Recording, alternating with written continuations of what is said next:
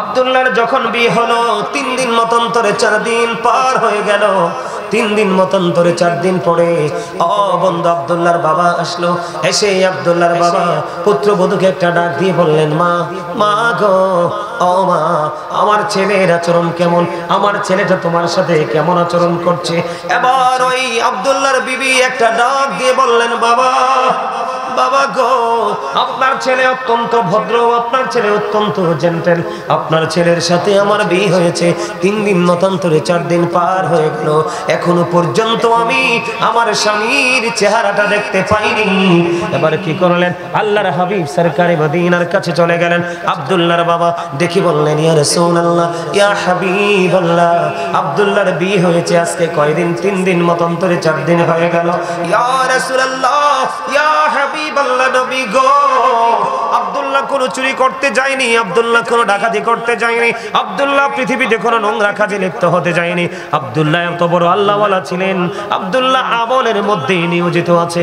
যখন এই আব্দুল্লাহর বাবা আল্লাহর হাবিবের কাছে গিয়ে বললেন, ইয়া রাসূলুল্লাহ, ইয়া হাবিবাল্লাহ, নবী গো, আব্দুল্লাহ বিয়ে করেছে 3 দিন বা 4 দিন হয়ে গেল, আব্দুল্লাহর বিবির সাথে এখনো পর্যন্ত দেখা করেনি। এবার আপনারা আমার প্রাণের নবী আব্দুল্লাহকে একটা ডাক দিলেন, আব্দুল্লাহ তুমি আমার কাছে আসো। আসার পরে আল্লাহর হাবিবের কাছে গেলেন।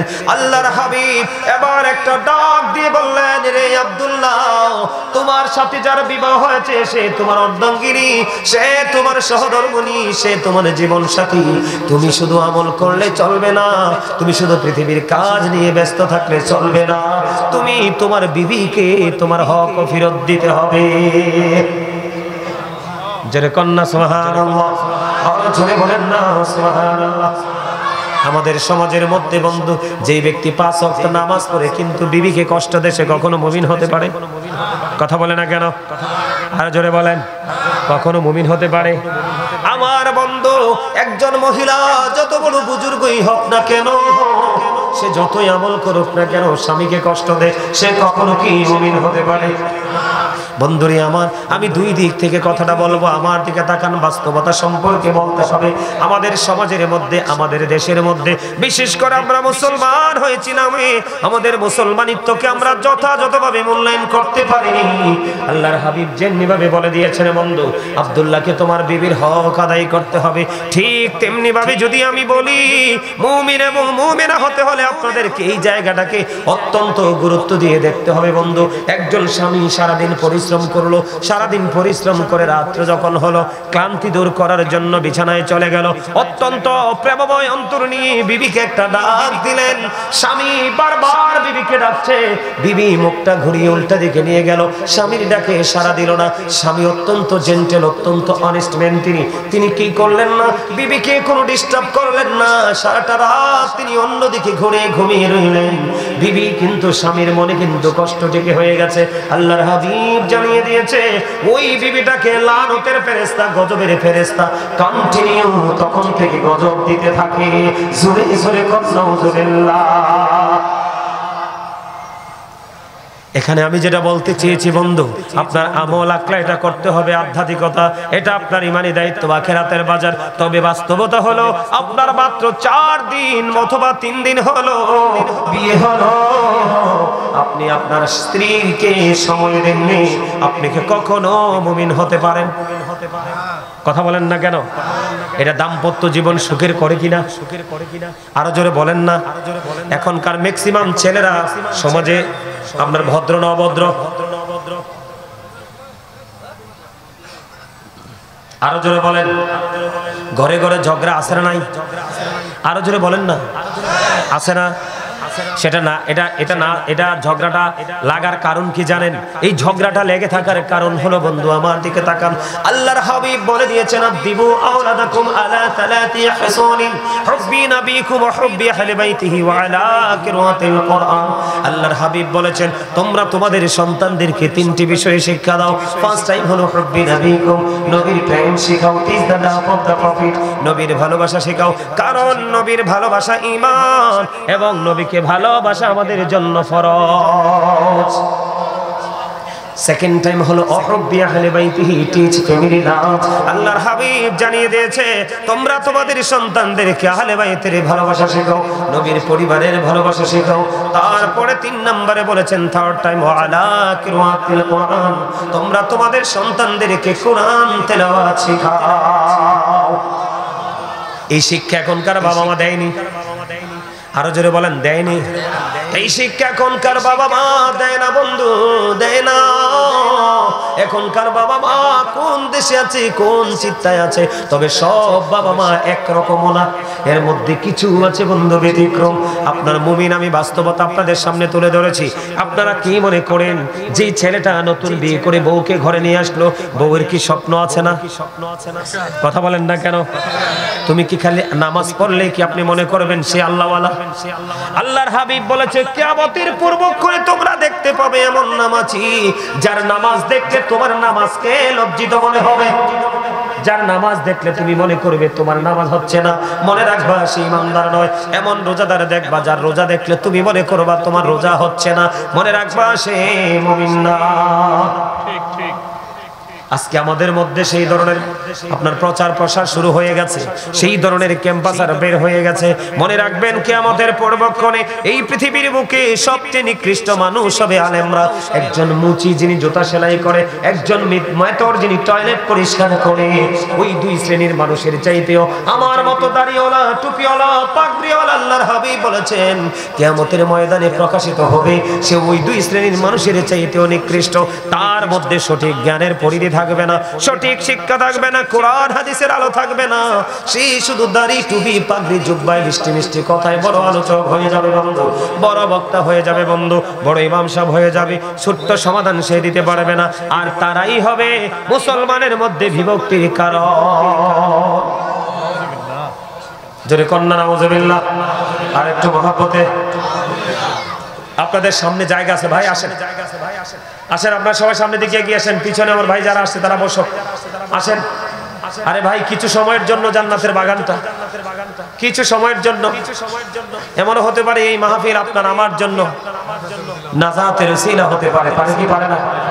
আরে যারা বলেন পারে কি পারে না? আরে জোরে আসেন না, সবাই সামনে আসেন।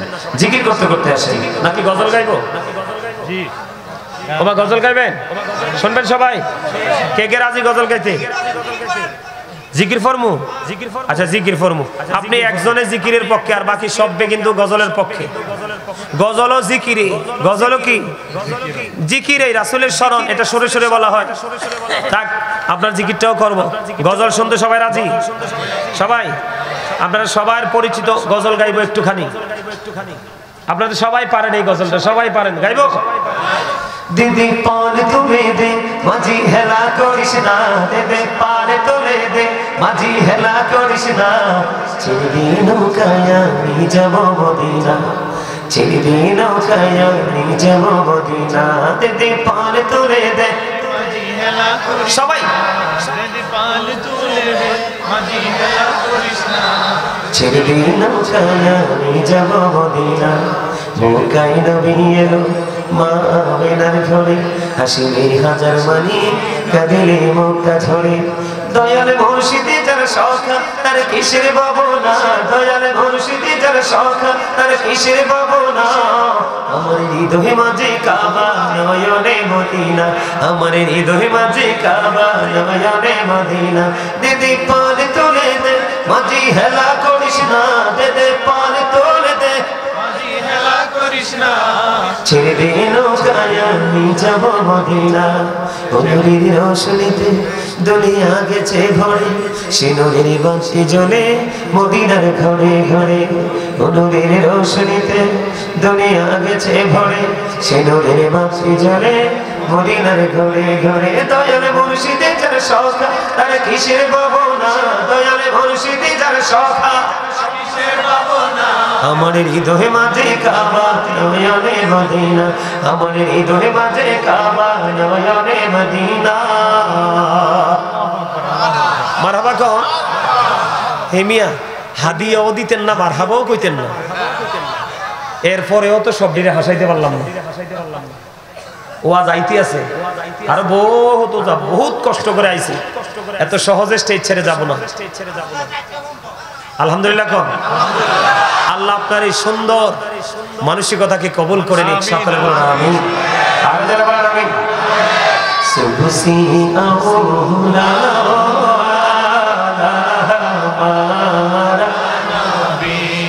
सबसे वाला मारा नबी सबसे औला नबी सबसे वाला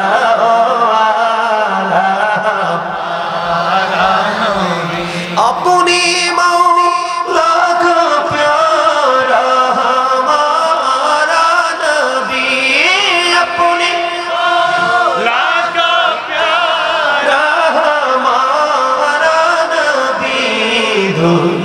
आलम का दुल्हा हमारा नबी सबसे औला वाला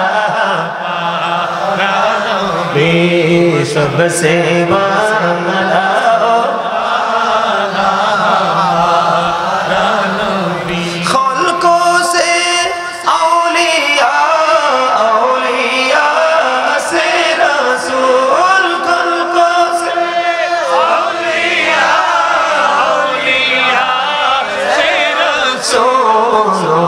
रसूलों से आला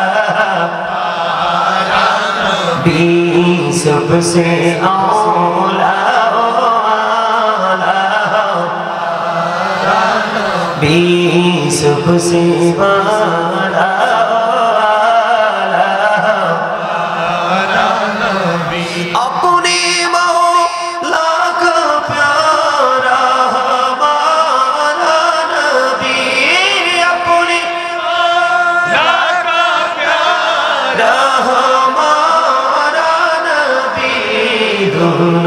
आलम का दुल्हा नबी मरहबा। अरे जोर मरहबा। আমার বাইটারে খুব ভালো লাগছে, আল্লাহ কবুল করো, আমিন কর। আরো জোরে বলেন, আরো জোরে। আপনারা সবাই অসাধারণ ভাবে গিয়েছেন, কিন্তু আমার এটা একটু বেশি ভালো করে গিয়েছে। মারহাবা বলেন। এই শুধু কি আমি গাই? আরেকটা বুট খায় এখনো, এই পকেটে ঢুকান, হাসেও তো আবার। আমি চেয়েছি আপনারা সবাই হাসেন, কারণ কি জানেন, আল্লাহর হাবিব বলেছে গোমরামুখী মানুষ, গোমরাহী একটু ভার ভার থাকা মানুষ অসুস্থ হয় বেশি। যেই মানুষটা হাসি খুশি ফ্রিলি মানুষের সাথে সুখ দুঃখ সবকিছু শেয়ার করতে জানে, শেয়ার করে, সেই মানুষটা বেশি বেশি সুস্থ থাকে। সুস্থ থাকার জন্য, সুস্থ মানসিকতার জন্য গুরুত্বপূর্ণ একটা ভূমিকায় থাকে হাসি খুশি জীবন। আরে ভাই আমার কথা না, তুইটা কার কথা? আল্লাহর হাবিব সরকারে মদিনার কথা। সন্দেহ আছে কথায়? সন্দেহ আছে? সামনে আসেন, আরো সামনে আসেন, সুন্দর করে বসেন, আসেন আসেন আসেন। আপনারা পিছিয়ে থাকলে হইলো, আলেম মানুষ আমি তো পারতাম না, নাইলে আপনাদের মতো এইভাবে সামনে নিচে বসে ওয়াজ করতাম, কিন্তু আসলে সম্ভব না। আমি কি কোনোভাবেই পারি না। আপনি দাঁড়াইয়া দেন 6 ঘন্টা পারবো, কিন্তু আসাম মেরে বসে আমাকে যদি আপনারা বলেন যে হুজুর একবারে সবচেয়ে বড় একটা পুরস্কার আপনাকে দিব, আমি বলবো আই এম রিয়েলি সরি। কথা বুঝতে পারছেন? এখানে অনেক ওলামাই কেরাম আছেন, আমার কাছে খুবই খুবই ভালো লাগছে। তবে আমি আরেকবার যে আসছিলাম ওই সময় কিন্তু এত মানুষ আসেনি মাহফিলে। আপনারা ছিলেন না, এখানে ছিলেন, আপনি ছিলেন, আমি আপনাকে দেখেছি। আমি আরেকবার যে আসছিলাম এত মানুষ কিন্তু ছিল না। আজকে আমার কাছে আরো বেশি ভালো লাগলো। আপনারা এমনিতেই কিন্তু আল্লাহর রহমতের ছায়া তলে আসেন। আল্লাহর রহমত কিন্তু এখন মানুষের চাইতে বেশি পাহাড়ে। সুবহানাল্লাহ কন্যা কি আর জোরে কেন বলছি জানেন? আপনি বাড়িতে দেখবেন টাইম টু টাইম পানি দিয়েও কিন্তু গাছে ফল ধরাইতে পারবেন না। আর পাহাড়ের একটা পাহাড়ি গাছের দিকে তাকিয়ে দেখবেন ফলের জন্য তার দিকে তাকানো যায় না। এটাকে রহমত কিনা বলেন? আর জোরে বলেন। আল্লাহ বলেছে আল্লাহ ক্রিয়েটেড দ্য মাইন্ড। আল্লাহর ইচ্ছে মতো করে আমাদেরকে বানাইছে। কি করছে? মন মতো করে বানাইছে। এখন এই মানুষকে কি সুন্দর পৃথিবী দিছে না? এখন এই পৃথিবীতে তো কোন অংশে পচন ধরেছে। এটার জন্য দায়ী কে? আমরা নিজেরা। ওই যে সূরা ইউনূসের 44 নম্বর আয়াত, আল্লাহ বান্দার উপর কি করে না? জুলুম করে না। বান্দা নিজের উপর জুলুম। কথা বুঝতে পারছেন আমার বন্ধুরে? আমার দিকে তাকান। আপনাদেরকে মজা দেওয়ার জন্য একটু নাচ গাইছি। নাচ শুধু এই কালের মানুষগুলো গায়নি, আপনার আমার প্রাণের নবীর জামানায় আসার ইবনে সাবিত রাদিয়াল্লাহু তাআলা আনহু গিয়েছিল। সুবহানাল্লাহ, জোরে কন্না সুবহানাল্লাহ। বন্ধু, আমি যদি আপনাদেরকে বাস্তবতা সম্পর্কে বলি, আমার দিকে তাকান বন্ধু। সাআদ বিন মুআজ রাদিয়াল্লাহু তাআলা আনহু প্রত্যেক দিন এশারের নামাজ পড়তেন আপনার আমার প্রাণের নবীর পিছনে। প্রতিদিন তিনি আমার নবীর পিছনে তিনি জামাতে নামাজ পড়তেন। কিন্তু তিনি নামাজ পড়া শেষ করে উনি ওনার গন্তব্যে চলে যেতেন। ওনার গোত্রে গিয়ে তিনি আবার সকলকে নিয়ে সকলের ইমাম বন্ধু, তিনি আবার ওনার গোত্রে গিয়ে তিনি আবার ইমাম হয়ে মুসল্লিদেরকে নামাজ পড়াতেন। সুবহানাল্লাহ বলেন, আরো জোরে বলেন, আরো জোরে বলেন। আপনারা সবাই কিন্তু জান্নাতের বাগানের মেহমান। আল্লাহর হাবিব বলে দিয়েছে, উম্মত, যখন তোমরা জান্নাতের বাগানে যাও তখন তোমরা জান্নাতের বাগান থেকে তোমরা ফল খেয়ে নিও। ইয়া রাসূলুল্লাহ, ইয়া হাবিবাল্লাহ, নবী গো, এই জান্নাতের বাগানের ফলটা কি গো? আমার নবীজি বলে দিয়েছেন, সুবহানাল্লাহ ওয়ালহামদুলিল্লাহ লা ইলাহা ইল্লাল্লাহ সুবহানাল্লাহ মুহাম্মাদে লা ইলাহা ইল্লাল্লাহ লা ইলাহা ইল্লাল্লাহ লা ইলাহা ইল্লাল্লাহ। নবী আমাদের নূরের পুতুল, জগৎ জুড়লেন ও জালা। নবী আমাদের নূরের পুতুল, জগৎ জুড়লেন ও জালা। রোজ হাসরে করবেন তিনি উম্মতের ফয়সালা। সুবহানাল্লাহ আলহামদুলিল্লাহ মুহাম্মাদে লা ইলাহা ইল্লাল্লাহ সুবহানাল্লাহ ওয়ালহামদুলিল্লাহ লা ইলাহা ইল্লাল্লাহ লা ইলাহা ইল্লাল্লাহ লা ইলাহা ইল্লাল্লাহ। আরশ কুরসি লৌহ কলম সৃষ্টি জাহান অসীলা। আরশ কুরসি লৌহ সৃষ্টি জাহান অসীলা।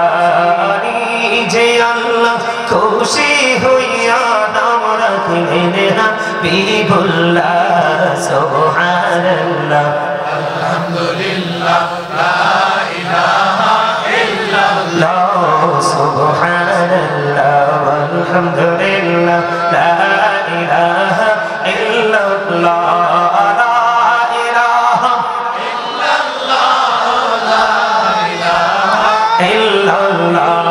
নামের সাথে নাম মিশাইয়া যারে আল্লাহ পাঠাইলা। নামের সাথে নাম মিশাইয়া যারে আল্লাহ পাঠাইলা। যে আল্লাহ দোস্ত বলে তাহার প্রেমে মজিলা। সুবহানাল্লাহ আলহামদুলিল্লাহ লা ইলাহা ইল্লাল্লাহ সুবহানাল্লাহ আলহামদুলিল্লাহ লা ইলাহা ইল্লাল্লাহ লা ইলাহা ইল্লাল্লাহ লা ইলাহা ইল্লাল্লাহ। শাহাদাতের বাণী ঠোঁটে আসিলেন কামলি বলা। শাহাদাতের বাণী ঠোঁটে আসিলেন কামলি বলা। মক্কাতে ফুটিল রবি নূরে মিন্ন রে আলা। সুবহানাল্লাহ আলহামদুলিল্লাহ লা ইলাহা ইল্লাল্লাহ লা ইলাহা ইল্লাল্লাহ মুহাম্মাদুর মুহাম্মাদুর রাসূলুল্লাহ সাল্লাল্লাহু আলাইহি ওয়াসাল্লাম। সুরে বলেন না আলহামদুলিল্লাহ। কার কার কাছে ভালো লাগছে জিকিরটা করতে পেরে হাত তুলে দেখেন, দুই হাত সোজা করে।